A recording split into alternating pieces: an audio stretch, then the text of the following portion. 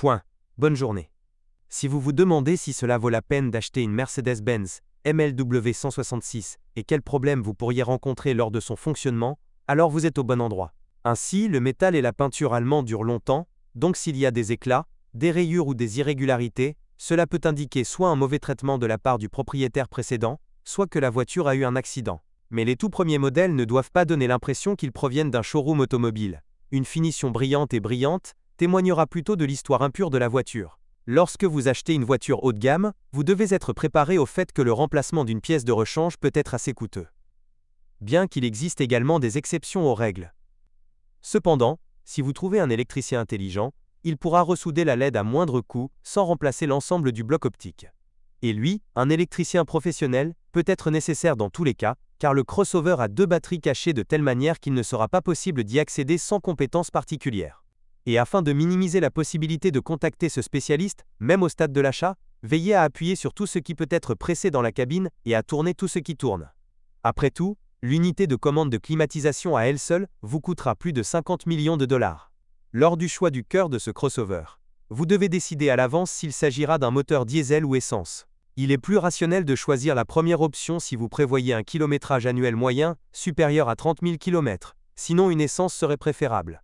Les moteurs produits par Mercedes se sont toujours distingués par leur longévité, en gardant bien entendu à l'esprit que chacune des variantes de la gamme présente ses propres inconvénients dont il convient de tenir compte.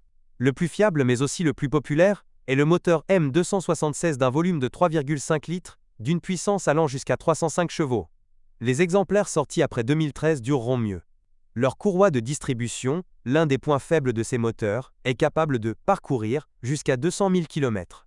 L'accouplement d'arbre à cames durera à peu près le même temps, dont l'usure sera indiquée par le crépitement du moteur sous le capot.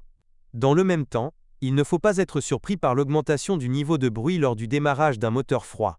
Un phénomène similaire est une maladie infantile du M276. Le moteur biturbo de 3 litres développant 333 chevaux est encore plus fiable. Cependant, en raison de sa popularité et de sa fiabilité, les cas de torsion du compteur dans une voiture équipée d'un tel moteur ne sont pas rares. Beaucoup plus intéressant du point de vue des paramètres de vitesse est le modèle ML500 restylé, armé d'un moteur biturbo M278 de 4,6 litres, avec une puissance développée de 425 chevaux. Certes, il faut payer pour une telle agilité. Le principal problème de ces moteurs, même après un court kilométrage, réside dans les éraflures sur les parois du groupe cylindre. Il y a plusieurs raisons à cette maladie.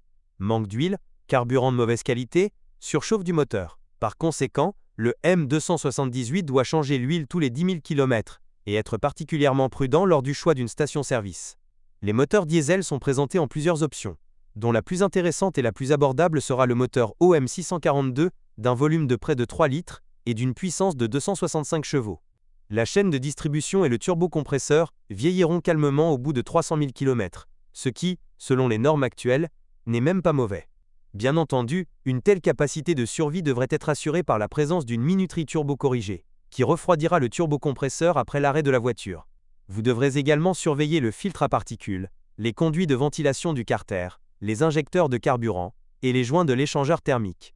Et tout cela grâce au diesel domestique. La transmission automatique fournie avec la plupart des voitures sous forme de 7 Jetronic Plus sera intéressante. C'est le fonctionnement le plus stable et le plus fiable.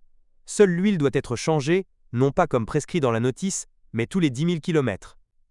Et encore une chose, mais le contrôle du niveau d'huile de la 7 Jetronic Plus, et cette transmission automatique est très critique pour son niveau, est nécessaire sur des équipements spéciaux à une certaine température. Sinon, les erreurs de mesure, et par conséquent, la défaillance de la transmission automatique ne peuvent être évitées. La Mercedes-Benz MLW 166 est une voiture totalement fiable, qui nécessite quelques soins, et ne constitue pas un mauvais investissement. Mais pour un propriétaire attentionné et prudent, même sous sa forme usagée, ce sera tout simplement un investissement idéal.